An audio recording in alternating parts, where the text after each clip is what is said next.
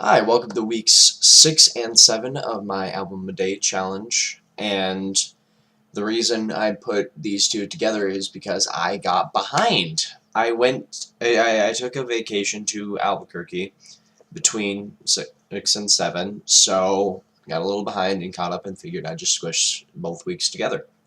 So, here we go. I'll just name them as we go, though. So first up in week 6 we have Becoming by Courage My Love.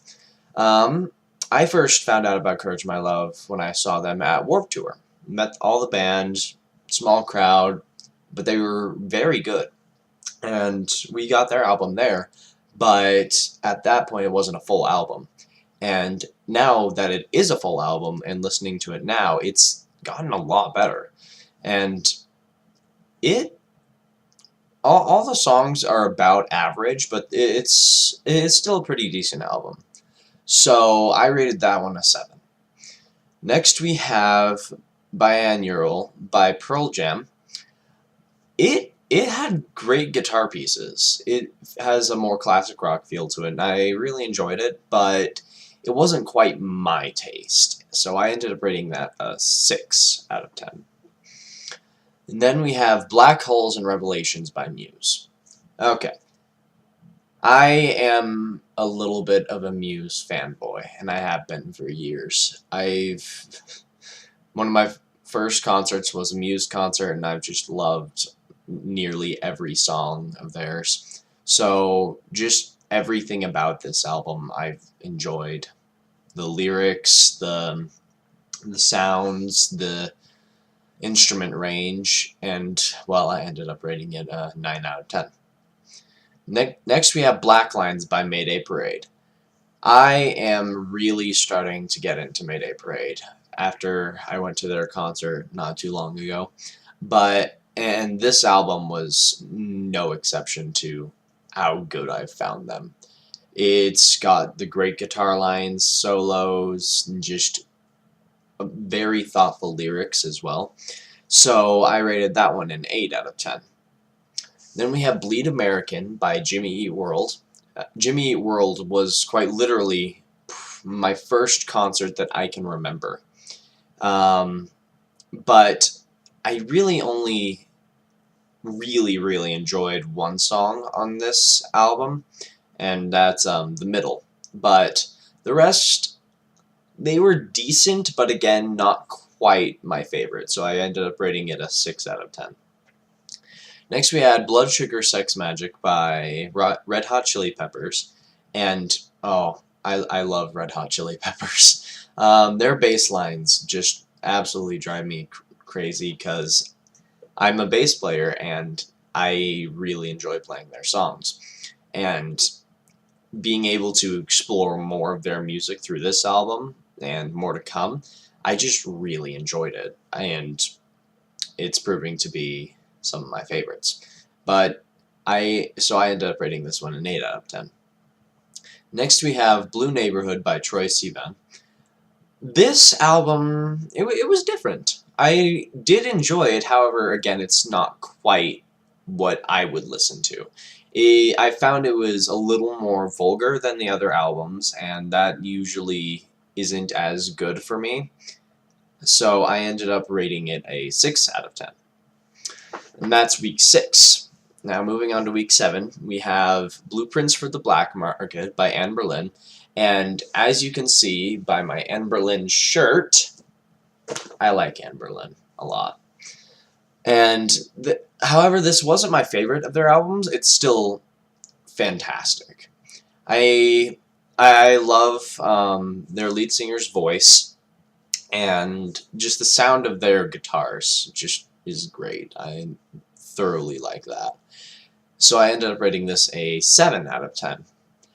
Next, we have Blurryface by 21 Pilots. And I knew I was going to get here eventually, but this album I actually own on vinyl and listen to it on my record player. And each song has such unique lyrics and unique styles to them.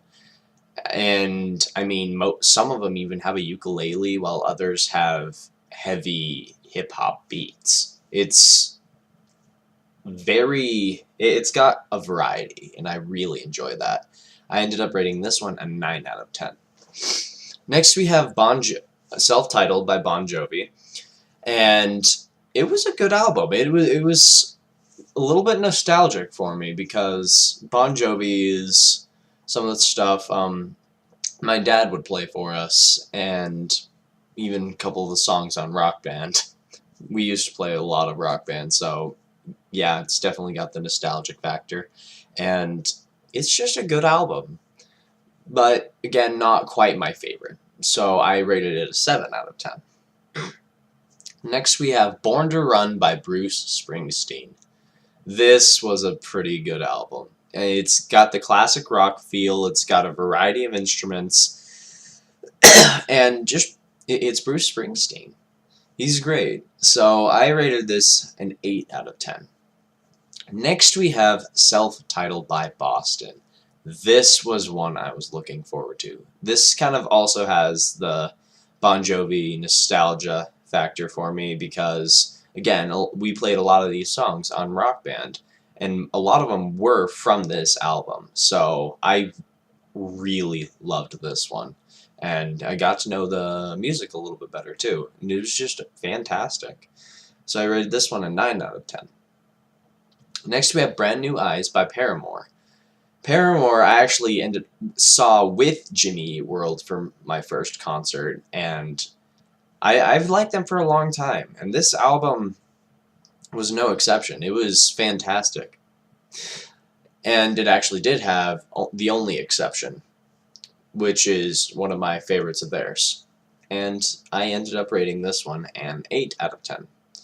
And then finally we have Buy This by Stone Temple Pilots. This one was more of a greatest hits album, and I've just never quite seen how... I don't quite like the Stone Temple Pilots as much. I find their songs to be a little bit repetitive, but they're still very good. It's just not quite my style, and they definitely show the skill with the guitar and their instruments, but it was okay. I ended up rating this one a 6 out of 10, though. And that is weeks 6 and 7. Hopefully I don't get behind again.